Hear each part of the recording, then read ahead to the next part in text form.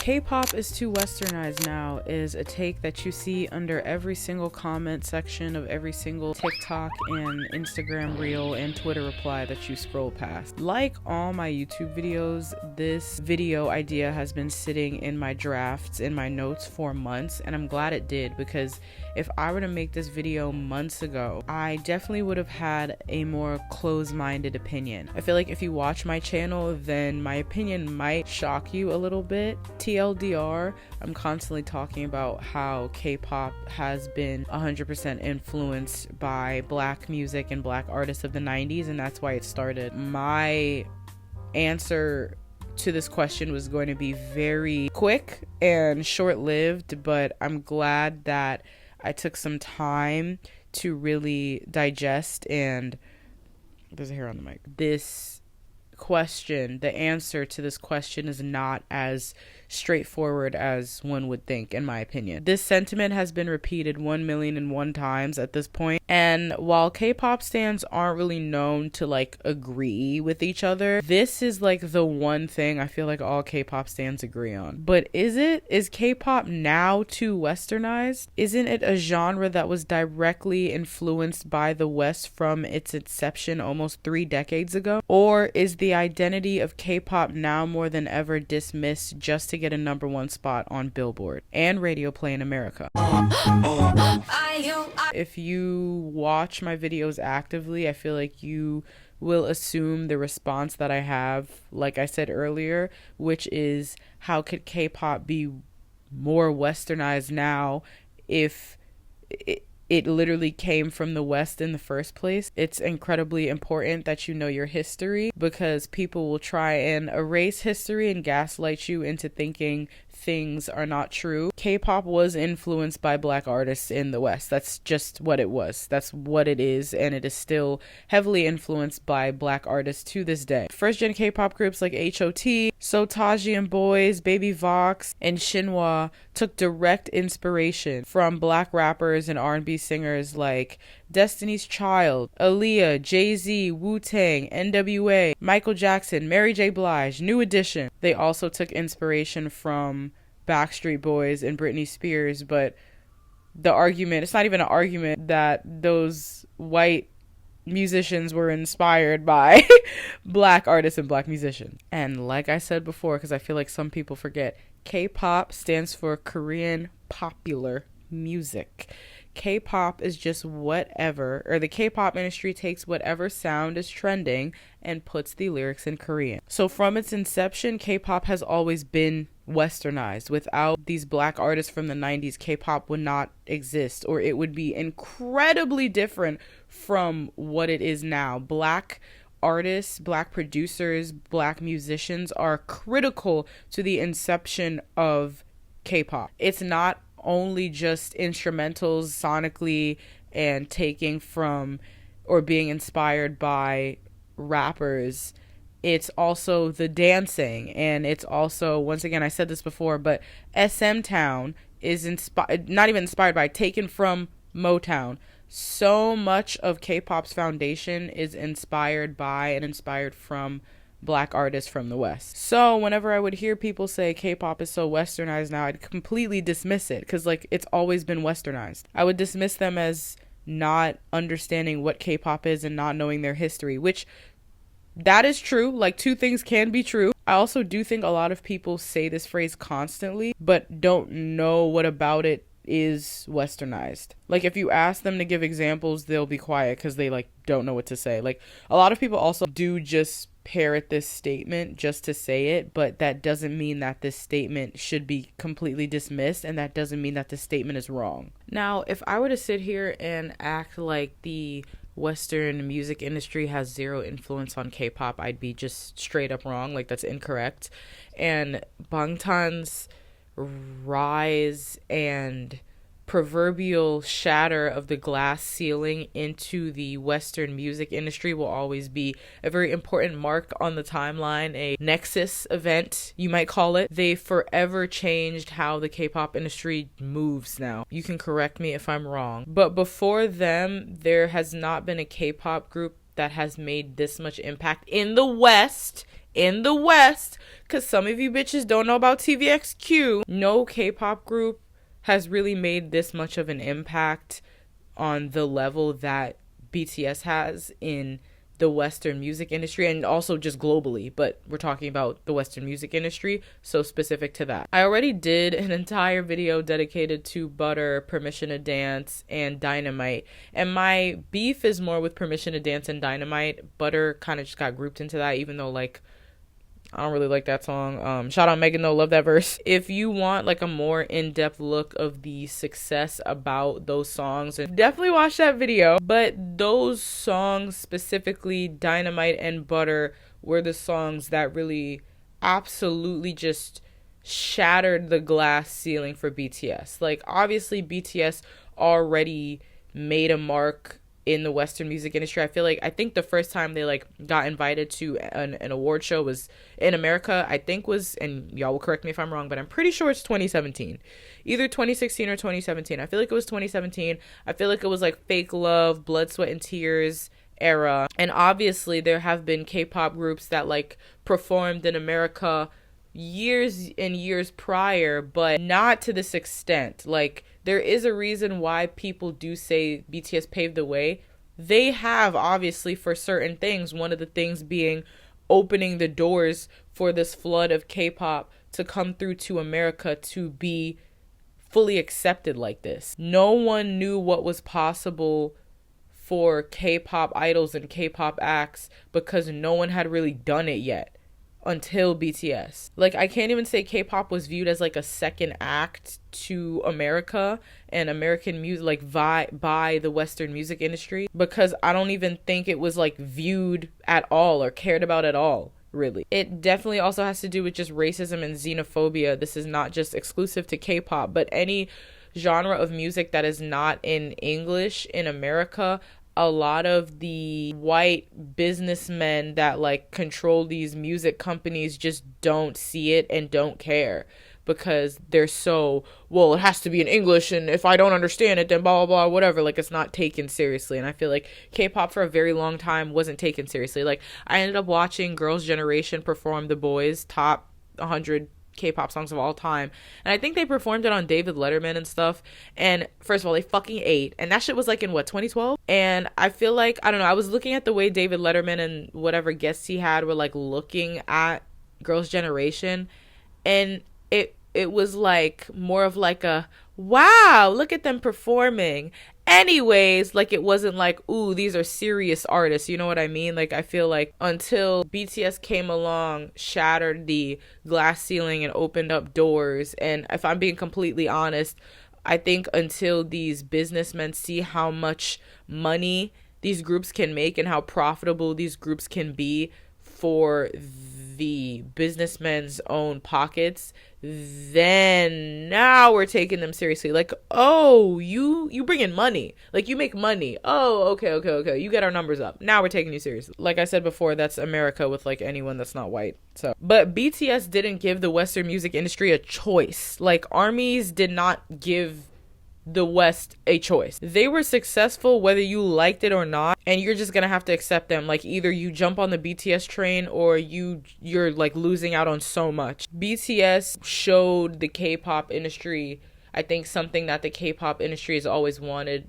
in America specifically, that you can be successful and you can be taken seriously. You can be invited to all these places, you know, you can be invited to the Grammy Museum and to the Billboard Music Awards and performing on the AMAs and at the CMAs and invited to the Grammys to perform. So, of course, the K-pop industry is going to shift their focus more to the West. Now, one of the reasons why I think this argument of K-pop is way too westernized now gets brought up a lot, and the reason that I kind of like agree with a little, is it comes down to being inspired by versus trying to do a one-to-one recreation of whatever music is trending. I've talked about this to death in my other videos about cultural appropriation specifically, but I'm gonna like shift a little, but don't worry, everything always comes back to cultural appropriation. I'll tell you why later. I feel like, and by the way, I'm just gonna preference this by saying I have no nostalgia to like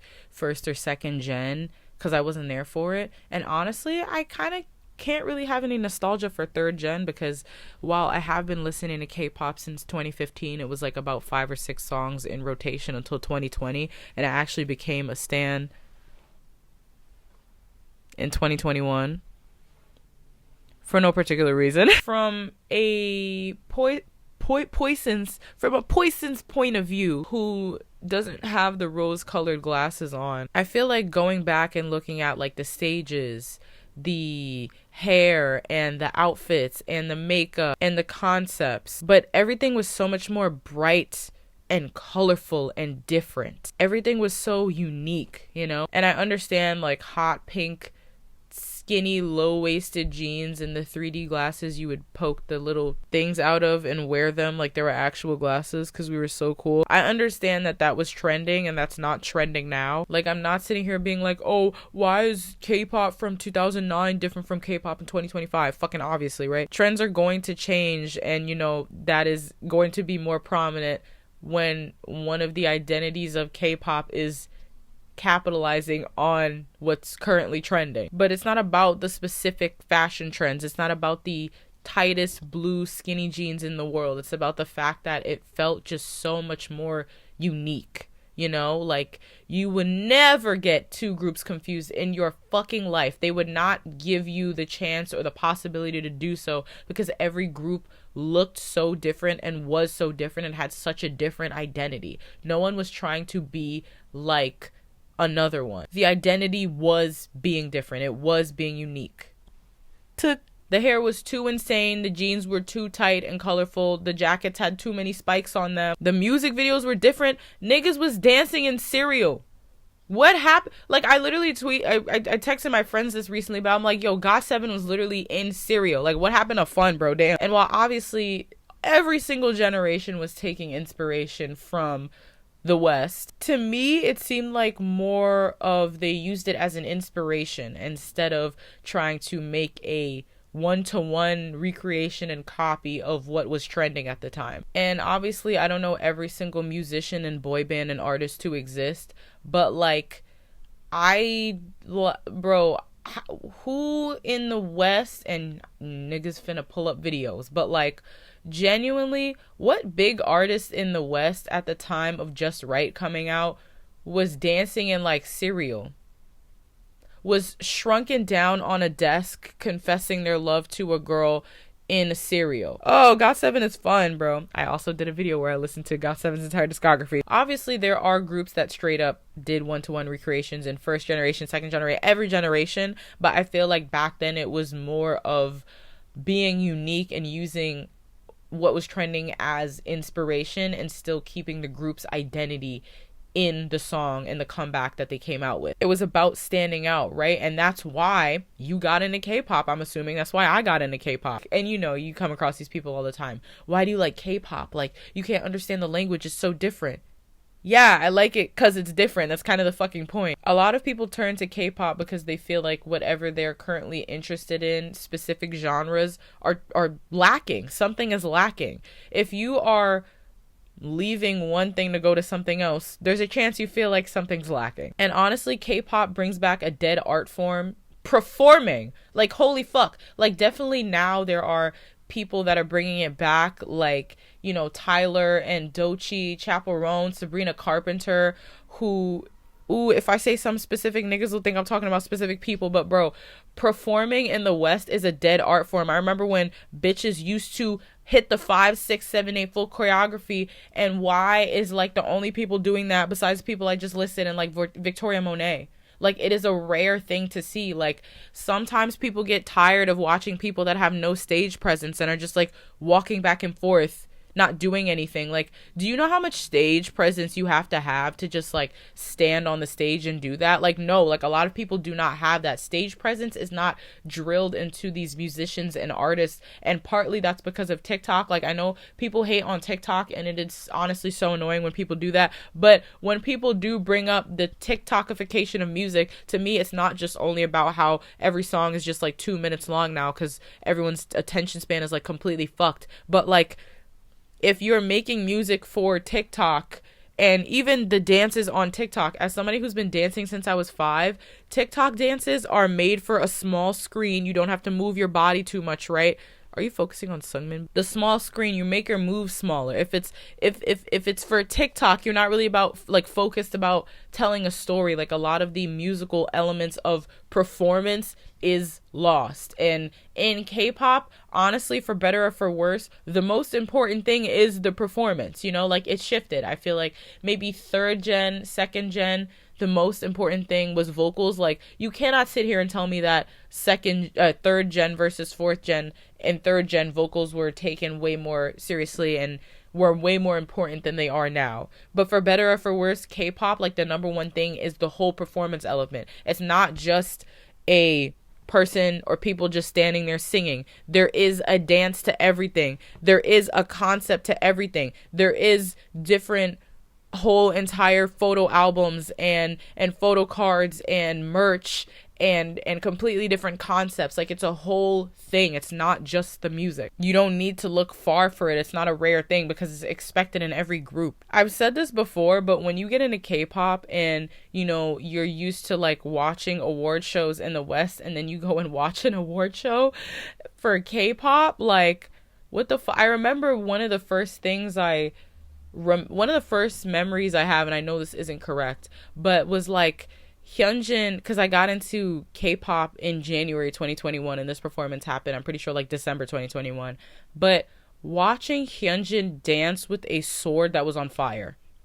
And then you go back and you watch like Western performances and niggas and bitches are just like standing there. I feel like now when idols are making pop rock music, they just sound like Olivia Rodrigo. When we are doing hip hop, we hear the most basic flows and AAVE and what they think rappers sound like and what they think rappers say. It's a very hollowed and shallow version of the original thing, which if something is trying to just be a copy of something without adding any of your own identity to it, it's going to be very shallow and hollow because you're not actually adding anything to it. And I might as well just go to the original genre. I might as well just go to hip hop. I might as well just go to Afro beats if you're not giving me anything and you're trying to copy, because who clicks with something that's inauthentic and not genuine? Which goes into now the reason why I said that it can inevitably go back to cultural appropriation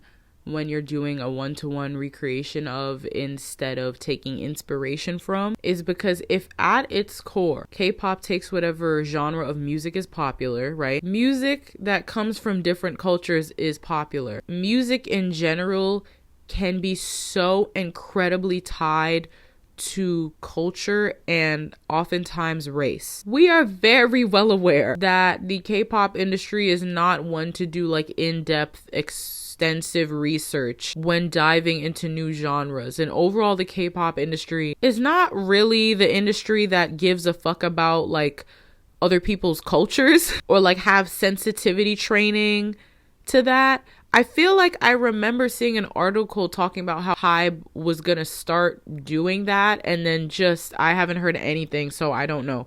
I said this before, but if you want to be a global artist diva, you can't be racist. You can't be globally racist. Like most of these K-pop idols aren't racist. It comes from ignorance. But if you want everybody to like you globally, you can't be globally ignorant to people's cultures and insensitive to people's cultures. If you just want to be famous in Korea, then yeah, you don't have to give a fuck about, I don't know, fucking Spanish people or black people or whatever, because you're just trying to be famous in Korea. But if you want to be a rapper that's taken seriously and you know rap is literally coming from and created from black people, you can't really be ignorant or racist to black people and expect to find success or be taken seriously. So it makes sense that one of the things K-pop is known for is like constant cultural appropriation and straight up racism sometimes. It's the perfect ingredients for a mixture of disaster. An industry that wants to be global takes whatever's trending globally, doesn't give a fuck about it, doesn't respect it enough to do research and care about the cultures that they take from. So like, of course, people from those cultures are going to be upset and we're going to run into problems. If you are delving into a genre that is new for you, Afrobeats have existed for a very long time. Just because white people now like it doesn't mean it just like popped up a fucking year ago. If you're delving into a genre that's new for you without doing any like research, you are by definition ignorant, and you are going to do things that are ignorant. How would you know the nuances? How would you know that these hairstyles are exclusive to people who have a certain type of hair, or it actually came from a tribe and the hair actually means something? How would you know that a specific article of clothing actually ties to a religion, and if you wear that, you're disrespecting the religion? You don't, because you didn't take any time to do the research, because you don't respect the fucking culture. You just want to take the music that's trending and try and profit off of it, and people aren't going to be fucking happy about that. You're not going to have a long-lasting career if you keep burning the people whose culture you're taking from and trying to profit off of. All you know is that it's trending. All you saw, the most research you did was saw the music video and said, let's just do a one-to-one recreation of it. It's about trying to do a cosplay instead of adding our own identity to it. I touched on this before, but also another reason why I got into K-pop was because all these groups had such different identities. And that's the same thing with any genre of music and any artist. Billie Eilish is a completely different person from Beyonce, who's a completely different person from Tyler, the Creator, who's a completely different person from Sabrina Carpenter. Why? Their identity. You can give all of these people the same lyrics and they're going to come out making an entirely, completely different song from one another because they all have a different identity. You can't get those people confused at all. They're so different. They're so unique to each other. That's what makes them special, and that's what makes them successful. A lot of people are talking about Tate McRae right now, and I feel like I'm the last person to like get into her. I love sports car, but the thing that people are critiquing about her is that she has one song that sounds like Olivia Rodrigo. She has another song that sounds like somebody else. She has another song that sounds like Britney Spears. People really, really like her, and she is bringing that performance element back. Great performance element, very charismatic on stage. Like, the only thing people are saying is that she just needs to find her own sound instead of trying to sound like whatever is trending. This happens in every genre of music. It's not exclusive to K-pop. But Stray Kids' identity is different to BTS, who's different to NCT, who's different to ATEEZ, who's different to Blackpink, who's different to New Jeans, who's different to aespa. Even when I say those names, you might automatically picture different aesthetics or a different color, right? Like, you think of BTS, you picture purple, obviously. You think of ATEEZ, you might think of anarchy, you might think of the color red. You think of Stray Kids, you might think of the color black or green, right? Different sounds of even, and that's one of the reasons why I love Stray Kids so much, because literally I've heard somebody be like, Stray Kids isn't K-pop. Like, they are K-pop on like a legality, but they make their own sound. They have their own sound, like the neo sound, neo aesthetic, Stray Kids sound. Like, it's different. You can tell them apart. And when you bank on the identity of these specific groups and being unique and being different, that's what makes you successful. Because there are people, everybody has their own different flavors, right? I don't like pickles. Some people do like pickles, right? If you are genuinely being yourself, there are going to be people that aren't a fan of you, but then there are going to be people that are a fan of you. And because you're genuine and authentic, you're going to create an even stronger relationship from artist to fan, because they see you for who you are authentically being. Music is about being genuine. So when you're not yourself, when you don't add your identity into your music, and when you're copying other people, how do you expect people to be attracted to your authenticity when you don't have any? Let's see how long I can lay like this for. My hip already hurts. When Tyler got popular, I was already like super scared for the K-pop industry, because I knew we were about to get some just straight up one-to-one copying of music that is so specifically tied to a culture, and the nuance would be missed and the cultural appropriation would just be everywhere, which is my problem with Smarter by LE SSERAFIM. And oh my god, I just thought of this. This isn't on script, but I just thought of this. You know what it gives when K-pop just takes whatever is trending and doesn't put their own identity on it and just copies like the cornrows and stuff like that. There is an SNL skit, one of my favorite Lonely Island songs, called Ross Trent. And if you first listen to it and watch the music video, you think that it's just a out of touch white man, but it is, if you don't know SNL, it's like skits and it's satire. So it was the Lonely Island making fun of, 18-year-old white boys who hear one Bob Marley song or not even smoke weed once, and then they're like, yeah man, Rastafarianism. That's kind of what it, that's not even kind of, that's what it gives. Le Seraphim. I love the way she says it. It's so cunty. PSA, I say this in every single one of my videos, but if you are the K-pop stan that hears somebody say that they don't like a song or like critique something, not being mean, critique something, my channel's not the place for you. You can leave. I feel like you're definitely already gone by now, but you can go. If an idol does something ignorant or like straight up racist or fucked up and you're just like, oh, it's like whatever, leave. That shit is so fucking dangerous and ends up creating these spaces where these idols can continue to do this toxic behavior without being reprimanded, because there is no consequence, there is no repercussions for what they've done. I also want to say Le Seraphim was the only girl group that I stand. I really like ITZY, I like Blackpink, I like NMIXX. I've actually seen all of them in concert, but in terms of me comfortably saying I could stand people, like, it was Le Seraphim. Le Seraphim was the only group that like I would take in their content how I do boy groups. Like that, the fucking like Lennyverse notifications were on Diva. Like I was a stan until Smarter came out. The smata, like when we try and copy accents, that's really what fucking gets me. Like we have to be so for real. And also too, because I was a fear not up until this point, I feel like Smarter completely like abandoned the identity that Le Seraphim has, because it's not that. And once again, take what's trending, but put your own identity into it. Like Crazy is their identity, and entity fragile, like that's their identity. Smarter just felt like a complete 180, and like who Le Seraphim is, I feel like it was not shown in that comeback at all. Crazy brought me back a little bit though. I never want to stop being a fan of a group. Do you like my shirt? It's BTS. Slay. So asked to stan, K-pop fan from, and this person has been a fan since 2009. So some groups before that were unique as hell were Crayon Pop. They even toured with Lady Gaga. The boy groups all sound the same now.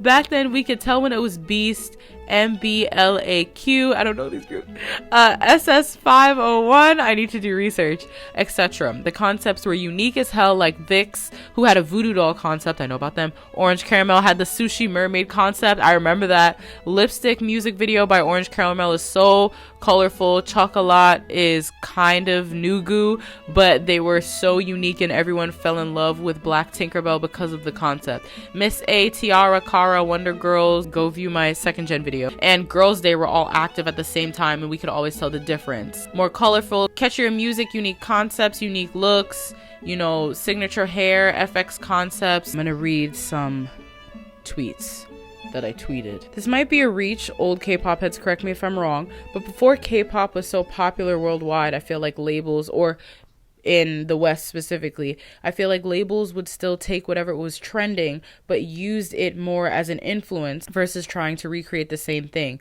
They added the group's own twist because they weren't as concerned with the American market, because there hadn't been a group yet to show how popular K-pop could be globally and specifically in America. I think when people say K-pop is so westernized, they mean K-pop now is more trying to market to America, so there are more one-to-one recreations versus popular genres inspiring K-pop. But K-pop has always been westernized. So when people are like K-pop is so westernized now, I'm going to give an example. So let's say you're younger, right? And you really, and you haven't thought of getting a pet. And then your parents are like, oh, do you want to get a pet? We can get a pet. And all of a sudden now your mind is open to up to all the possibilities of getting a pet, because it went from you didn't even know that was possible to now it's possible for you to get a pet. So that's all you're focused on. Niggas did not know how successful K-pop could be in the West until BTS shattered that glass ceiling. So like, honestly, like, well, yes, of course K-pop is more westernized now. Like, that makes sense. This is a point that I saw on Reddit, and it's a different angle that I haven't heard K-pop stans say yet, right? A group's goal is to become popular globally and, you know, famous, to break into every single market. And for better or for worse, the American music industry is incredibly important. And I feel like there are a lot of connections you have, or if you have them in America, you can really, you know, be performing at the Grammys and this, that, and the third. I feel like the American music industry is like incredibly important for that. People who actually work in the music industry in America, you can correct me if I'm wrong, but I feel like you kind of have to go through America. You have to speak to people that work in the American music industry to be able to get on the VMAs and all these other award shows and stuff like that. This is me just like spitballing, but since the birth of K-pop, I think the K-pop industry has always wanted to be big in America and taken seriously in America. So this person asking the question of, well, why wouldn't you want your favorite group to break through in America and get super popular? Like, isn't that the goal? Isn't a part of being a fan to watch the person and people you like succeed and do well? But at the same time, I feel like a lot of fans don't want the group to compromise and completely wash away their identity just to get big in the West. I think that is something that I see a lot of onces talk about. That is a discussion in the onceler community about Twice. And like, I absolutely see it too. Like, you know, going for, and I talked to a once who literally was talking about how they have definitely been so incredibly westernized in terms of the music. And, you know, I'm not a once, so, but like, yeah, like I agree with that, like listening to TT versus like Moonlight Sunrise. And like, I understand, which honestly, I did not stand Twice until recently, because I like grown women and I don't like when we're trying to market grown women as like teenagers. That makes me feel incredibly uncomfortable. I think it's weird and problematic. So I definitely like Twice more, like a lot more now. And I would say lyrically, obviously, because they're grown and they're growing, the content of what they're talking about is going to be more mature. But I also do think that their music has definitely gotten way more like westernized, way more like disco pop versus the music that they used to be coming out with. Here's also another comment. And leaning into doing things that are more popular in the West will obviously help that group trend in the West more. I think people just want a balance, you know? Here are some comments that you guys left. This topic has been beaten to death by K-pop stans, right? And I think because this is such a multifaceted discussion, there are so many parts of this topic that get misconstrued and just straight up dismissed. And I think both sides of this argument are correct. If I am a K-pop company and I now know that there is a higher chance more than ever now that my group can be played in, you know, on the American radios or perform at these award shows, I may, you know, tweak a couple lyrics to be in English, and I may, you know, put my ear to what's trending and try and add more of those elements in, you know? It makes sense. I really wanted to hear from the point of view of a music producer, so I asked Josh Bay, who is one of my favorite and honestly one of the only K-pop YouTubers that I watch. A lot of music producers who produce in K-pop talk about how the structure of a K-pop song versus a song in America is like very, very different. And he was talking about how it makes more of a difference than a lot of people realize. But he also said how like it's always been this way. It's always been westernized. Genres around the world are constantly building off of each other. He says if he has to guess, it's that a lot of people are unhappy because a lot of groups are making like TikTok music, i.e. the songs are getting shorter, and like more easy listening music. The difference between K-pop and pop coming out of America is that K-pop songs have longer sections. K-pop with having longer songs comes more sections, and you get to play around with bridges and switch ups like aespa does, and you know, key changes too. There's a lot of melodic changes which makes the song feel and sound more complex, and a lot of Western pop just tries to nail down one melody specifically, one type of vocal line that gets stuck in your head. And that's what a lot of K-pop groups now are trying to do. But he says that it's not like traditional K-pop has gone away. There's still groups like aespa and still groups like NCT, shout out NCT, and NMIX that are still doing things that are creative and sound very different from music in the West. In conclusion, to make a long fucking story short, I put a whole bag of jelly beans up. Like most things in the world, this conversation is nuanced. Two things can be true. K-pop was always westernized. K-pop was inspired by and directly influenced by Western artists. And also, K-pop has worked with incredibly influential Western producers like Teddy Riley, who literally created New Jack Swing, and, you know, taking inspo from Nas, Jay-Z, Beyonce, Aaliyah, etc., etc., etc. And yes, K-pop, by the sheer name, is taking whatever genres of music is popular and just making the lyrics in Korean, and most of the time takes what's trending in America. K-pop has always been westernized, but yes, you can't completely dismiss that BTS's huge breakthrough in America showed that K-pop can be taken seriously in the Western market. So yeah, this now more than ever, more K-pop songs are coming out with lyrics in English or straight up just like all in English, because of the fact that the K-pop industry now knows that they can be taken seriously and find success